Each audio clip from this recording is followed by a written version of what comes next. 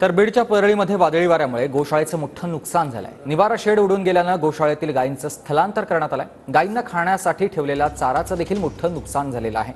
दरम्यान तत्काळ पंचनामे करून नुकसान भरपाई देण्याची मागणी आता शेतकऱ्यांकडून केली जाते आहे।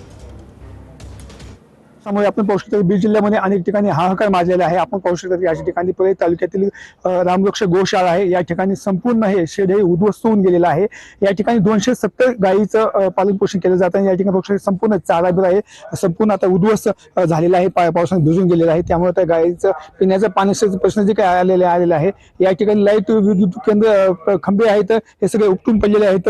या ठिकाणी डीपी सुद्धा संपूर्ण हे उद्ध्वस्त झालेलं आहे। त्यामुळे आता गायीला पिण्याच्या पाण्याचा चाऱ्याचा आणि पिण्याच्या पाण्याचा प्रश्न खूप मोठ्या पातळीवर आलेला आहे। तात्काळ सरकारने या ठिकाणी पंचनामे करून योग्य ती मदत करावी अशी मागणी आता हे करत आहेत। गेल्या 2 दिवसांमध्ये पाऊस बीड जिल्ह्यामध्ये अनेक ठिकाणी पावसाचा हाहाकार माजलेला आहे अवकाळी पावसाने आणि या ठिकाणी पाऊस संपूर्ण गोशाळा ठिकाणी उद्ध्वस्त होऊन गेलेली आहे। शासनाने तात्काळ पंचनामे करून या ठिकाणी मदत करावी अशी मागणी आता करत आहेत। कॅमेरा पर्सन विकास वाघमारे, संभाजी मुंडे, TV9 मराठी, परळी, बीड।